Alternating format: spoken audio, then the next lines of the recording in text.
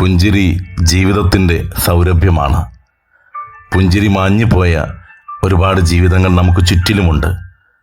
പുഞ്ചിരിക്കാൻ സമയമില്ലാത്ത പലരും നമുക്ക് ചുറ്റിലുമുണ്ട്. പുഞ്ചിരിക്കാൻ മനസ്സ് കാണിക്കാത്ത ഒരുപാട് പേർ. തിരക്കുകൾക്കിടയിൽ ഒന്നിനും സമയമില്ല എന്ന് പറഞ്ഞ് പാഞ്ഞു പോകുന്നവരെയും കാണുവാൻ സാധിക്കും. നമുക്ക് മുന്നിലൂടെ കടന്നു വരുന്നവരുടെ മുഖത്ത് നോക്കിയിട്ട് ഒന്ന് പുഞ്ചിരിക്കാൻ മനസ്സ് കാണിച്ചാൽ എന്താണ് സംഭവിക്കുക?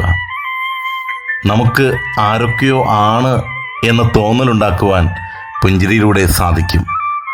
നാം അവരുടെ ആരൊക്കെയോ ആണ്. സഹജീവി സ്നേഹത്തിൻ്റെ ഒരു ഭാവം പകർന്നു കൊടുക്കുവാൻ പുഞ്ചിരിയിലൂടെ സാധിക്കുന്നു. നമ്മിലെ പ്രകാശം അപരനിലേക്ക് പങ്കുവയ്ക്കുവാൻ പുഞ്ചിരി ഒരു മാർഗമാണ്. ചിലരൊക്കെ ജീവിതം തന്നെ തിരിച്ചു പിടിച്ചിട്ടുള്ളത് മറ്റുള്ളവരുടെ മുഖത്ത് വിരിഞ്ഞ പുഞ്ചിരി കണ്ടിട്ട് തന്നെയാണ്. അതൊരു പ്രതീക്ഷ കൂടിയാണ്. അതുകൊണ്ട് തന്നെയാണ് വർഷങ്ങൾക്ക് മുമ്പ് ജീവിതത്തിൽ വലിയ പ്രതിസന്ധികൾ നേരിട്ട ഒരാൾ ജീവിതം അവസാനിപ്പിക്കുവാനായിട്ട് റോഡിനോട് ചേർന്നുള്ള ഒരു ചെറിയ വനപ്രദേശത്ത് കടന്നു ചെന്നപ്പോൾ അവിടെ ജീവിതം അവസാനിപ്പിക്കുവാനുള്ള എല്ലാ തയ്യാറെടുപ്പുകളും നടത്തിയപ്പോൾ ആ വഴി കടന്നുപോയ ഒരു കൊച്ചുകുട്ടി അദ്ദേഹത്തെ നോക്കി ഒന്ന് പുഞ്ചിരിച്ചത്രേ. ആ കുഞ്ഞിൻ്റെ പുഞ്ചിരി കണ്ടപ്പോൾ വീട്ടിൽ ഉറങ്ങിക്കിടക്കുന്ന തൻ്റെ മകളെക്കുറിച്ച് അദ്ദേഹം ഓർക്കുകയാണ്. അവരുടെ ചുംബനങ്ങൾ, കുസൃതികളൊക്കെ ഓർക്കുകയാണ്.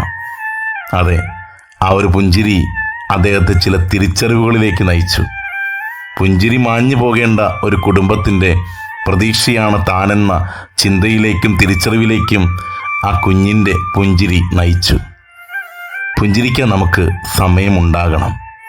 കാരണം അത് മറ്റുള്ളവർക്ക് നാം നൽകുന്ന സ്നേഹമാണ്.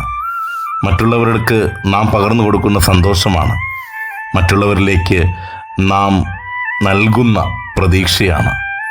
അതുകൊണ്ട് തന്നെ എത്ര തിരക്ക് പിടിച്ച ജീവിതമാണെങ്കിലും പുഞ്ചിരി കാത്തു സൂക്ഷിക്കുവാൻ നമുക്ക് സാധിക്കട്ടെ.